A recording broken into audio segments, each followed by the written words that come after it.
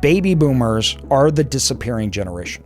We have never faced this scale of a population in the United States shrinking. The baby boomer generation is creating a once-in-a-lifetime opportunity for Gen Xers, millennials, and even the younger generation. It is a short-lived opportunity. They retire and then they pass away. And once that's happened, the assets are now in other hands. It's easier for you to do today. It's easier to finance because banks will actually finance. It's easier to find, it's easier to operate, and it's easier to analyze and lower your risk to make sure you're getting good deals. And there's an opportunity to buy.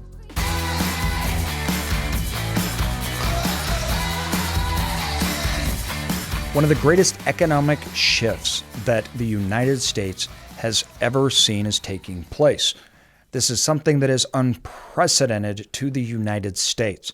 And all industries are going to be affected by this, including the self-storage industry. And that is the baby boomers. Now, we've heard a lot about the baby boomers retiring, but one side that people are not talking about is the baby boomers passing away. Now, these numbers are staggering and will define in the next 10 years the United States.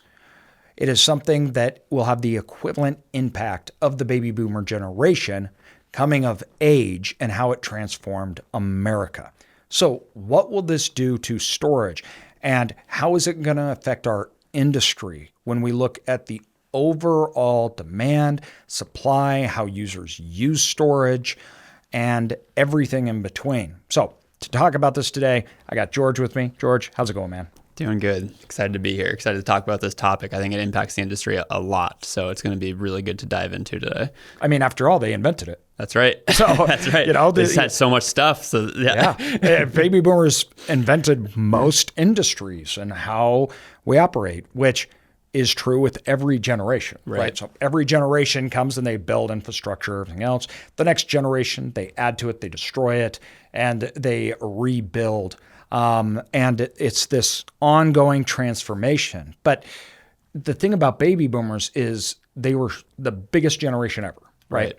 So the implications of that were staggering, both on infrastructure side. So how do you supply the world with this huge generation that's, we have to produce more. Population exploded during this time. You know, we're talking about during this time, population was rising by billions, and they had to create a world in which could handle that.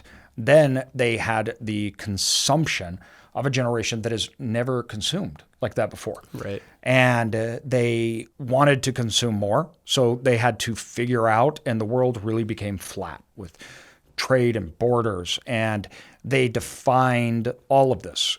Them retiring is one thing, right? That creates this labor market crisis. We're talking about a 10 million shortfall of laborers, even with the past high levels of migrations that we've seen. So that's not like it's just one generation. No, that includes people from other countries coming here at the highest levels we've ever seen. And that is a problem. Now, a lot of people, they're like, oh, no, that's great, and who cares? You're going to care, right, when the system doesn't function.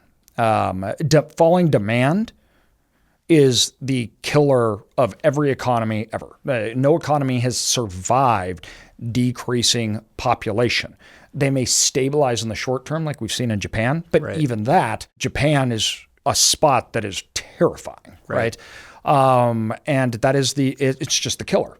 Markets are simply supply, demand, infrastructure, investment, the balancing of income versus asset versus debts, rising GDP.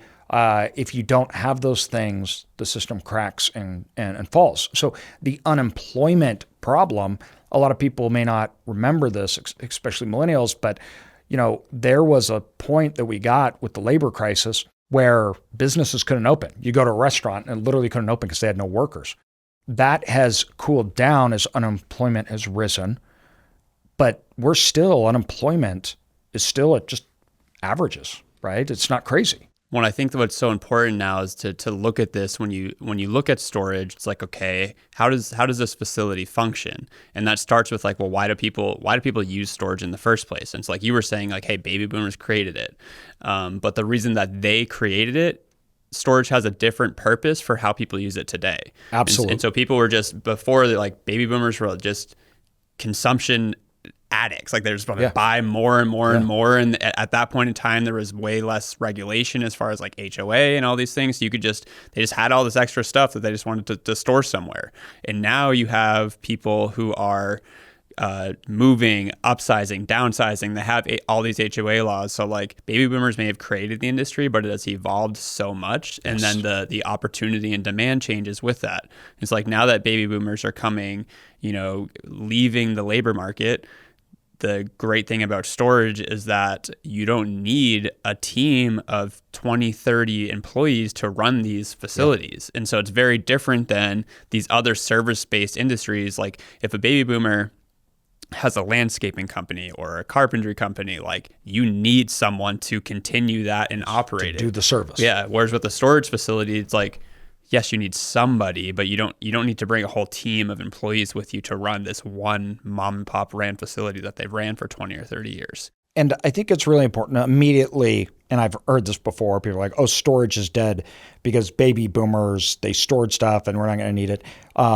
They're always surprised to find out that millennials are by far the largest consumer of storage. Yeah. Like hands down, they make up our industry. It's millennials. They far outpace baby boomers in that. And storage demand has gone up. Right. Every 5 years, the percentage of Americans using storage has gone up. And it goes back to what you're talking about. The demand function of storage isn't nearly as much as consumption as it is movement, regulation, right? And our lifestyles, how we live, and the price of real estate. Real estate today, both in regulation, locally, city, federally, and HOAs, is nothing like it was in the 80s. So different. Yeah. It's so different. Regulation on homes, it's one of the highest explosion of regulation, real estate, of any industry. Right. You're talking about hundreds of percents increase in regulation. We're talking 400, 500% increase since 2000. Yeah, it's insane. Wild. Yeah. And then too, normally that demand metric that I see, at least, for how many people are using storage is the share of households. How many households are using storage? And that number that you're saying is continuing to go up over time. But another number that's not even factored into that is that businesses are using storage as well too. Yes. Which again, like that wasn't something that was happening when baby boomers invented storage. So whatever number you have for households that are renting self-storage, you have to put the business number on top of that. And so it's even more demand there, which again, that's how the customers are using it, but that leads to opportunity for the people who are out there trying to own these assets and run them, is that it has become, storage is a part of American culture. And that is just more part of and more life. Yeah, exactly. And that's expanding to all the other countries. And the reason being is, with real estate prices, it makes no sense to buy a bigger home to store your stuff because the cost is astronomical. Yeah. Whereas it's cheap to rent storage space, they offset it through volume, right? And so it's an economic function that has become a normal part of Americans' life, where most Americans will at some point utilize storage. Yep. And the ongoing use has risen. But that doesn't change the fact that storage, like every industry, will change dramatically. The baby boomers retiring is one thing, which is, we're talking astronomical levels, a day. It's something like 11,000 a day. The United States has never seen this before. Baby boomers are the disappearing generation. We have never faced this scale of a population in the United States shrinking. We're not even in the world wars. The baby boomers, at today, roughly 73 million. By 24, we're talking like 20 million. By 2040, we have a 70% decline because of mortality of the largest population, right, as a percentage Yeah. generation in the population that we've ever had. You may go, oh, that's a long time. By 2030, we're going to lose over 10 million. We're talking like 15 million baby boomers. Not retiring. They're gone. Yeah. This reverberates through the economy. Lots of people are out trying to buy facilities, small ones that range everywhere from $300,000 to $4 or $5 million. They're worried about getting the money or having the financing. This is why we team up with Live Oak Bank, because they get this. They understand storage. We have them help us underwrite deals for our students and others. They are one of the best people in the industry when it comes to getting loans, especially small business loans. They can actually help the customers when they find the asset, understanding how much debt can I get? What's it going to look like? That changes them from being a bank to being a real asset to the customer. We recommend Live Oak Bank to our students as well as others that are trying to get into the storage business. They have an in-depth knowledge of this asset class. It's more than a bank. It's more than simply getting money. They're actually an asset and a partner to them, helping them go through all the things that they don't know and understand. The spend of baby boomers is astronomical. Right. They are the driving engine of the economy. They own almost all the assets, businesses, everything else. Obviously, they're the older generation. Right. Like, it's weird when I hear younger people jaded about that, where I'm like, you're 28. What are you talking about? Yeah. Right? They're 70. Yeah. That's actually how it's supposed to work. Right. If that was inverted, we'd have a major crisis on hands, right? You need 30 plus more years to learn, grow, and do all these things. Plus, the baby boomers are transferring wealth. This is something that is also going to shape, because inequality is going to get worse, because the transfer of all these assets, all these business, which is $84 trillion, is not obviously distributed equally. No, that goes to, it's their money. It goes to what they want to do with it, whether that's nonprofits, whether that's family members, whether that's shifting ownership over to people that they work with. But the point is, it will be concentrated. The opportunities are insane, because that doesn't show. We talk about wealth transfer, trillions of dollars will never be transferred. Right.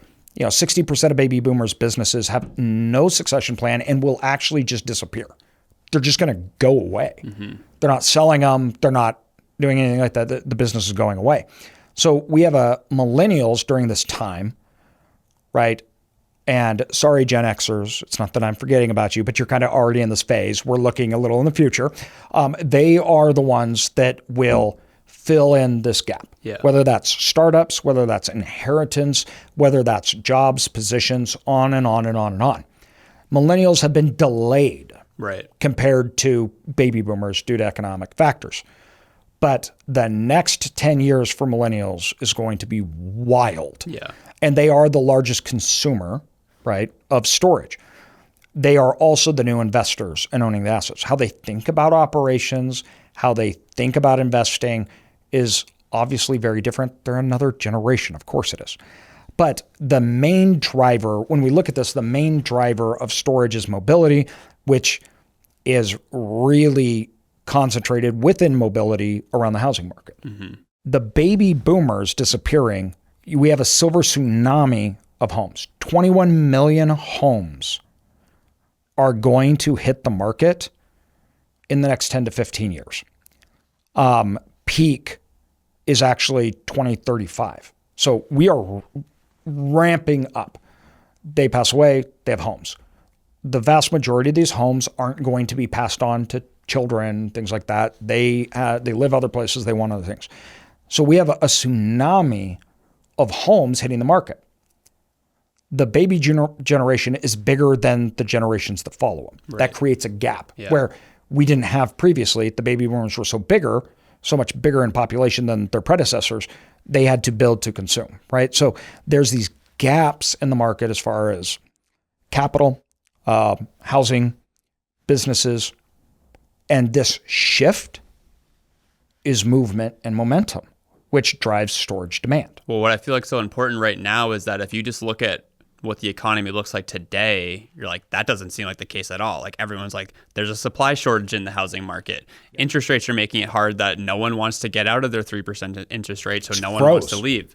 And then from like buying opportunities, people are feeling like there's no way that there's going to be so much opportunity based on what you're saying. But we're looking, that's why this is so important to not just look at like what's going to happen in the next 3 months. Like we're talking about 10, 15 years, but that's what investing needs to be. You need to have a long-term view. And two, as far as opportunity goes, guess who owns all the storage facilities? Right. Exactly. Baby boomers, disproportionately in our industry, right? You have lots of industries that baby boomers, they dominate. And one of the major factors is because millennials didn't want to go into it, right? Millennials want to be in tech. They want to be in all this other stuff. Especially too with the baby boomers for people who own just 1 or 2 properties. Mom and pop facilities, that is dominated by baby boomers. Right. We are buying principally from a few buckets. 1, distressed assets. Yep. 2, we're buying from movement in ownership or type, meaning they're selling here, they're relocating assets, they're not necessarily getting out of the game, but they're shifting around, they're moving up in what they want to buy, on and on and on. And then the next one is, which is huge, we're buying from baby boomers. Yeah. If you look at over the last 10 years, probably 80% of all the facilities I've bought have been from baby boomers that are retiring. Yeah. Right? So that is going to escalate over the next 5 years. And then too, if you think of the position that the asset is in from a baby boomer, they've probably cared about the property a lot. So it's in decent shape, but they've owned it for a decade, 2 decades, maybe 30 years. Like it's probably paid off. And so it totally changes the aspect of buying. And again, there's opportunity to buy a distressed asset as well too, that maybe somebody paid too much for. Yeah. But it's a whole different dynamic with the baby boomer who's owned it for 2 generations. And they're like, my kids don't want to run it. So like I don't have someone to sell it to. So it creates such an opportunity. They want the money. Yeah. And that opportunity will be gone in the 10 to 15 years that we're talking about. Like that'll be gone in a shorter period of time of that. Cause you know, when they're retiring, when they pass away, it's already gone. It's really the next 5, 10 years at the most, because that's peak. So at 2030 is peak retirement. 2035 is peak passing away. And you can see it in the data too of like there's the charts that show the ownership of storage in the industry, and it breaks down, you know, the REITs, the large operators and the mom and pop. And if you look at how that data has already changed from 2024 to 2025, and now we're in 2026, but like you can see the ownership of that are mom and pop owners, it's going down. Like you can already see it changing, and that's just going to accelerate, like you're saying. And so that's where it's like people who are just now listening to this podcast for the first time, learning about self-storage, it's like, this is an incredible time to be in the industry because of what's happening. And they're having to sell at the worst point ever. I mean, I'm just going to be honest, right? Self-storage basis and cost has gone down to buy because of interest rates and everything else. So you have baby boomers that have been holding on for the last 3-4 years and they can't anymore. They got to retire sometime. They got to do everything. So they're now selling, but they're selling at 8 caps when 4 years ago that would have been a 4 cap. Right. So the entry point, and we saw the self-storage industry freeze up as far as transaction goes. You know, 23 and 24 were just nothing. 25 started off slow, even though we bought a lot in the first quarter.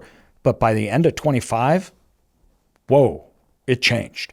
I mean, we bought more than we'd bought in the previous 3 years. Yeah. And deals are hitting the market, and the difference is they're transacting. In 23, 24, over 65% of all deals that went to the market, they didn't transact. Right. Because they couldn't get that high price they wanted, and it stopped. Now, that's not true.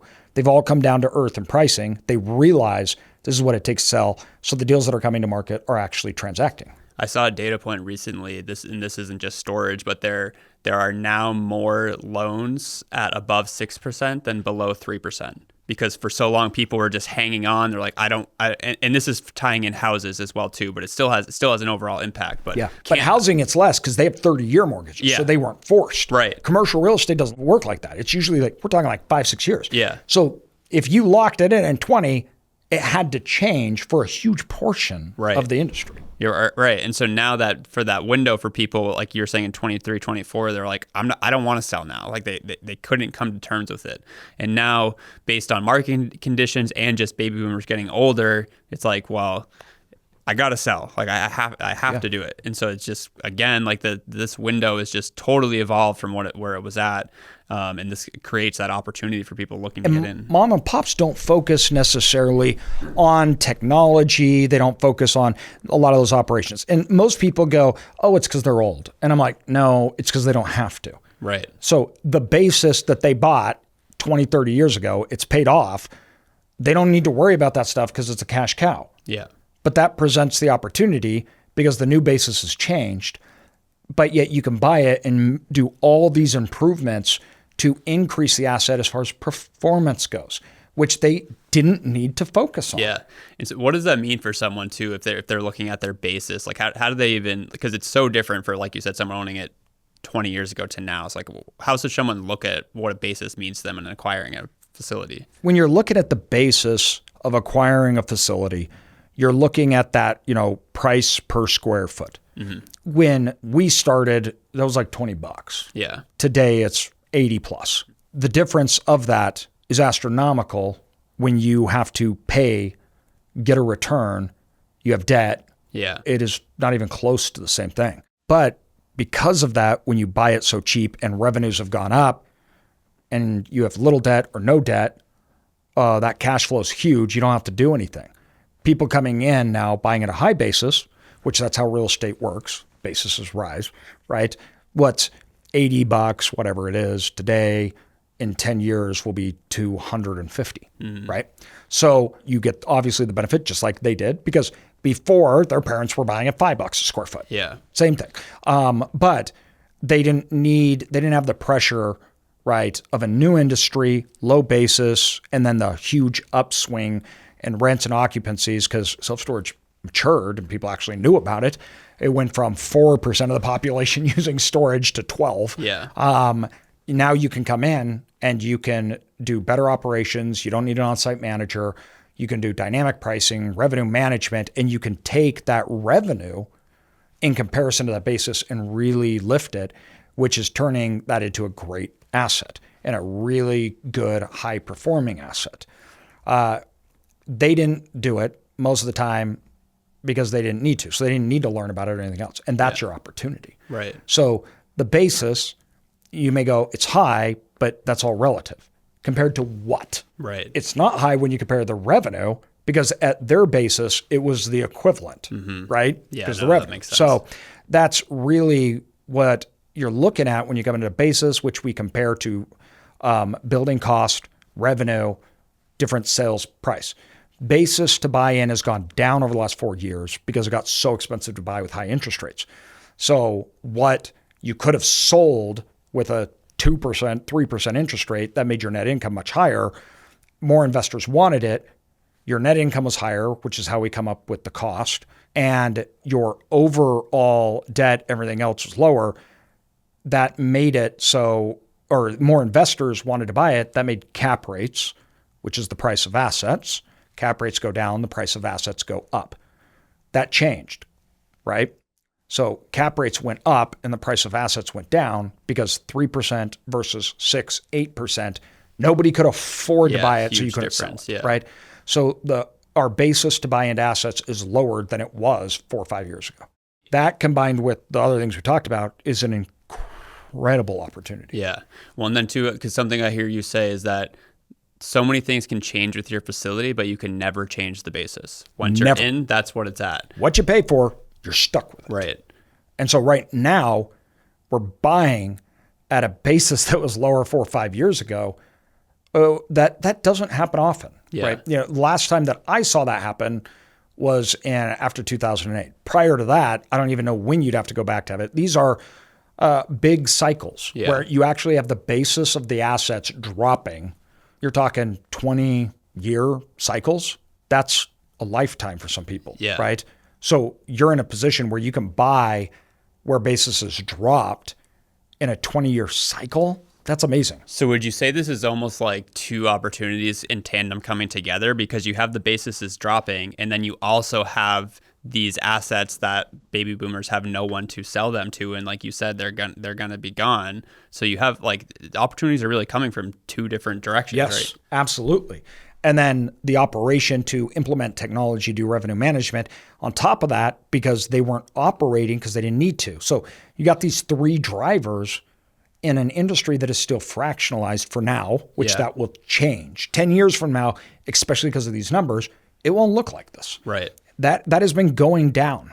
When I got in, less than 10% of the industry was institutionalized. Today it's 40, Right. 45%. 10 years, it'll be less. We should talk about the technology and the things like revenue management, because again, like the baby boomers retiring and passing on, that's impacting all industries. It's not just self-storage. Everybody. But the key aspect with storage is that there's so much that you can utilize technology to leverage your operations. And like, sure, that can happen in any industry, and it is in every industry, but with storage specifically, you just simply need less manpower to run the Not just less manpower.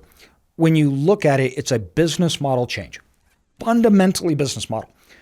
When you have a low basis, you haven't done anything, your whole idea is a real estate idea. Maximize occupancy. Less work because I have less turnover, less everything. I don't want to give rate increases. You know, we'd buy facilities and they brag that they've never given a rate increase. Right. And they could do that because rates were rising and that offset expenses rising, right? The point is, though, they have high delinquencies. They're not managing payments. They're not marketing. They're not getting better tenants in. They're not doing revenue rate increases. Their business model is occupancy. Right. And now you can buy it and have a business model on operations, but you have the tools to do it that they never had. They did not have any of the technology that we have to do those things. So you can come in and use very simple tools to run it in a way that they never did and couldn't up until, more recently. Right. That's crazy. Well, I think too, at that point in time, they didn't even know what questions to ask. They're just like, well, hey, we're full. Great. But then it's like, well, hey, how could this be even more? And this is changing so much with the data that you're able to come through. And I know for like when you were starting and started getting into the revenue management, it was just spreadsheets. Yeah, we were doing it all just by hand. Like if you look at today, what we have, you can automate these things. We have been working for years on different types of revenue management tools, everything else that we call now metrics, which we're launching. And it looks at everything about your customers. We look and we can figure out where we should be marketing, who we're marketing to, what's the long-term value of customers. But the technology does it for you. Right. That powerful of a tool just 10 years ago was only available maybe for REITs. These tools that we're bringing in some aspects, like the REITs aren't even doing it in this way because it's totally proprietary what we're doing.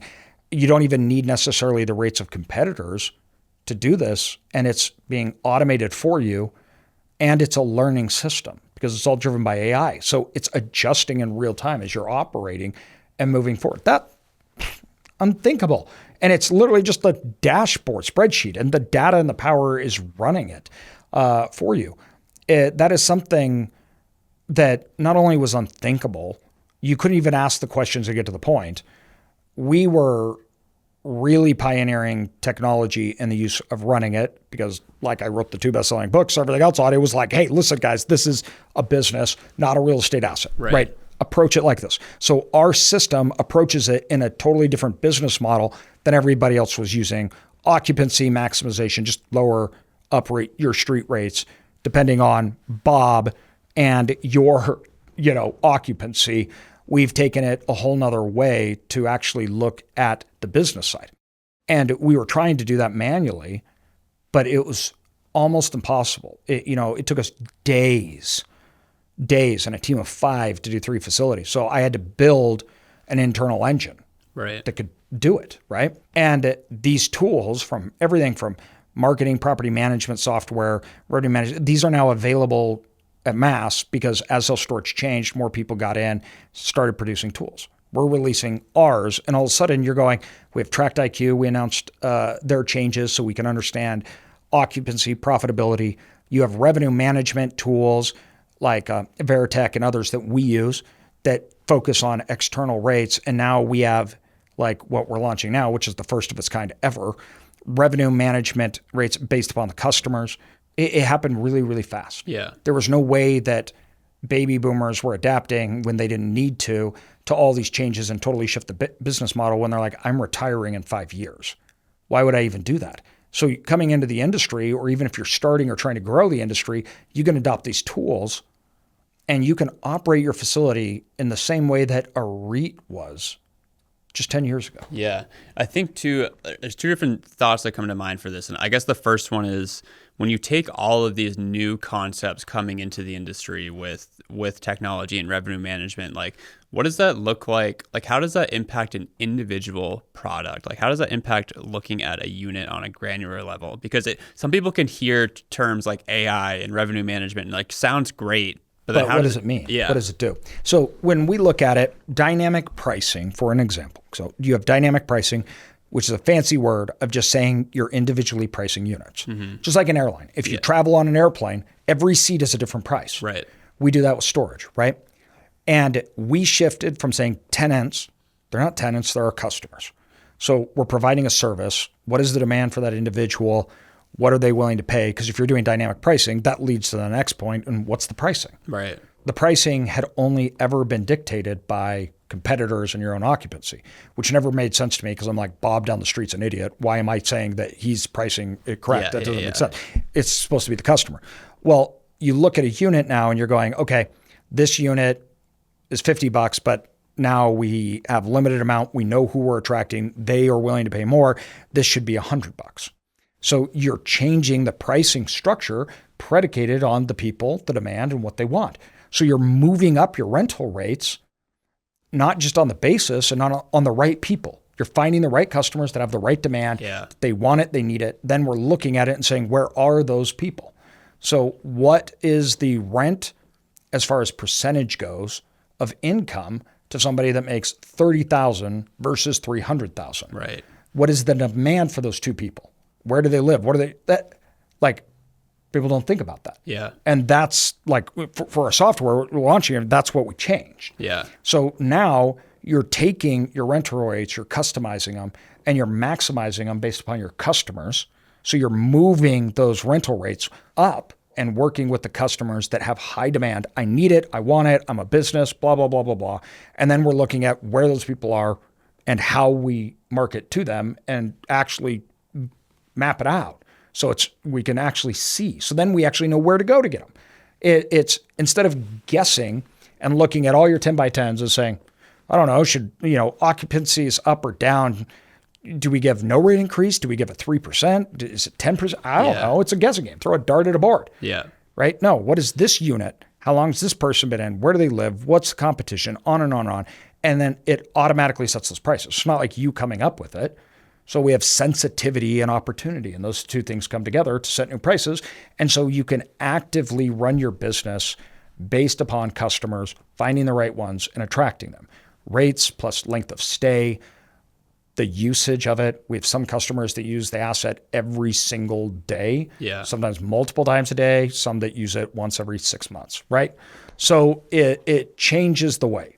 Before, to try to do that, somebody looking at it go, I can't ever do that. Yeah. That's too much. It's on and on. I can't even begin to. Then it makes so much sense too, because before, if you're looking at Bob down the street and you're like, well, he's doing this. Now you're saying, Bob and I aren't even playing the same game. No. What we're doing are two totally different things. things. And now too, like, even if you're talking about like, okay, analyzing someone who makes $30,000 versus $300,000 and where they live and how far they are from the facility. Okay, now it's like, now you know the data to collect, but it takes so much time for you to manually do that. Oh, it's insane. You don't even know where to get the data. You don't know. And more importantly, is not the data, it's the relationship of the data. Meaning that some things we look at are way more important than other things.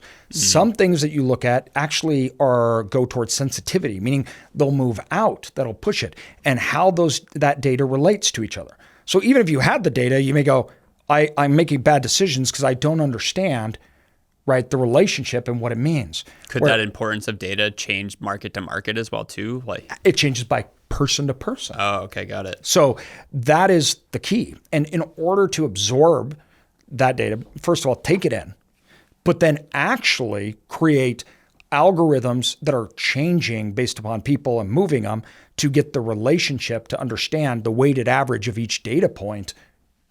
That's impossible, right? The first step, hard enough, is alone. The second step is like non-thinkable. The third step is crazy. So that being able to be done now for you in real time, and always changing. The REITs didn't even have that 10 years ago, right? That's wild. You're playing a different game. I like to say, people are like, oh, Bob down the street, I have a whole 50%, I have 600 units. There's 6,000 people that want them. That means, we're talking 90% of all my customers, right? I can't even service. Right. I don't want them. I only want the 10% that's paying the highest, the best ones for me. Right. Everybody else, send to Bob. Yeah. The guy that's going to stay for 2 months, use the month free, and have a low rate, and then just move out. So you're charging $100 and he ends up paying $20. Let him go to Bob. Yeah. Right. I want the guy that isn't leaving, is fine paying a higher rate, is going to stay, use it, and is a long-term customer. The average value of that customer is, 100x what that one that stayed for 2 months is. That's the key right there. So why Bob may be I just want customers and I want occupancy. And you're like, you can't fulfill that demand. Yeah. You can't even take on 6,000 people. You have 100 units. Yeah.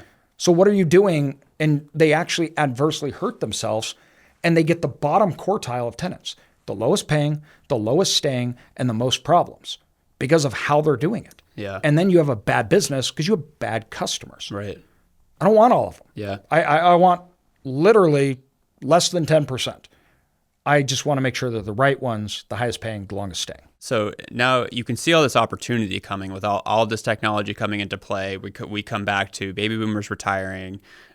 There's these mom and pop facilities that are needing someone to take over and run them. When you have all of these things coming together, what are the things that people are missing as far as like the risks here, or like that you have all this technology coming in, which is great, and we're talking about all the good things about it, but what are the downsides that people need to like be cautious of as they move forward? Because it's always easy to see the excitement part of AI technology, baby boomers, but what's the opposite look of this? So the opposite look of this is that, especially in today's age, we have a lot of markets that have been oversupplied. It doesn't matter what you do. If you're in a market that doesn't have a demand, you don't have demand. You can't change that. Yeah. There's nothing that you like. And I say this all the time, but if the facility across the street from mine has 60% occupancy and lowering rates, that doesn't mean I'm doing good. Right. And I can't change market demand. So you have to be very careful in today's age about picking the market that you're going into, because you could be the best storage operator in the world, and if there's no demand, you're going to fail. You could be the stupidest, and if there's demand, you'll be successful. So the fundamentals, and today where the market changed so much in the last 4 years, some markets are oversupplied, some are undersupplied. You got to make sure that's right. Yeah. And you got to make sure that there's demand there.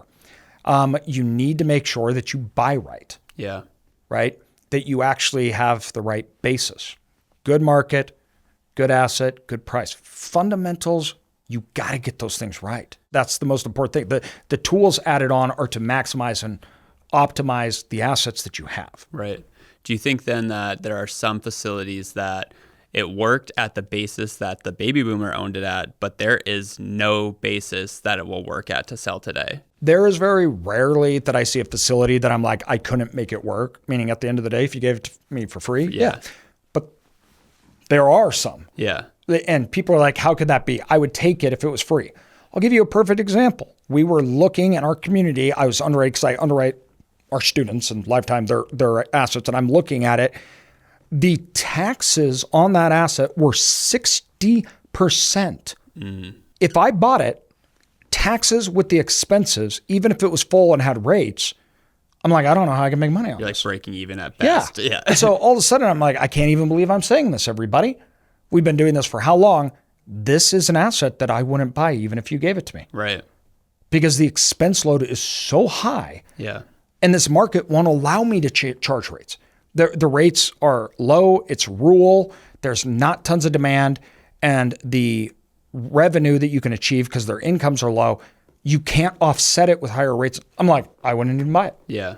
And that's rare. Obviously, if you have a facility and my basis is zero, the vast majority will work. So the question then becomes, where can you get them to sell at, where it works for them and it works for you to buy? This is determined on cap rates, everything else. That was much harder years ago because prices were so high. Yeah. Where today, as cap rates have come up and prices have gone down, you have more cushion. There is more margin. Now, interest rates are a problem. But the thing about interest rates is interest rates change. Right. So if I can buy a good deal with a low basis that cash flows even with the debt, right, that's the most important thing. Your basis is the most important thing. So demand, the actual facility, and the basis that you get it into. You cannot change the location of the asset. You cannot change market demand. You have no control over those things. And once you buy it, you cannot change the purchase price. You already bought it. Those three things are the three things that I say are non-negotiables, no-goes, or they just kill deals. Yeah. Because I have no control over them. And no amount of your tech stack It can't doesn't get you out of that. matter. Yeah. You can't get out of it. I look at the ones then that meet those three things that have the opportunity for us to bring in good operations and technology that we can take that and then take it to a whole nother level, make it a great asset, good return, high cash flow. That's what we're trying to achieve. But two, the thing about the tech, it's not just operations. It helps me understand which asset to buy. Right. Which asset actually has the potential, right? This data, once again, to do market analysis, to understand demand, rental rates, to look at in-place rates, that didn't exist when we were buying. Yeah. When we started out, I couldn't analyze markets like that. I couldn't see those things. We didn't have markets that worked like that or technology. It was so much more of a guessing game. Well, like in other words, if you're, again, to bring back the example of a customer making $30,000 or $300,000, in order to benefit from the higher salaried customer, you have to have the product to serve them. It's like you have to be able to buy the asset where they're going to want to rent from you from. And you have to know who they are. Right. You have to know where they live, where to market to them. Because that wasn't a thing, everybody just optimized for occupancy. I don't know who. I don't know where. So I'm just trying to get customers in. That business model has shifted. But even though the business model shifted and technology is there to support you and to do it and make it push of a button easy. This is not like you're doing quantitative analysis. No. It doesn't mean that the industry is there. It's just there to now help those that are getting in. The vast majority of the industry is still not operating anywhere close to that. Right. Because they didn't have it. They didn't buy off it. They didn't use it. They don't work it. So that's where that opportunity comes in.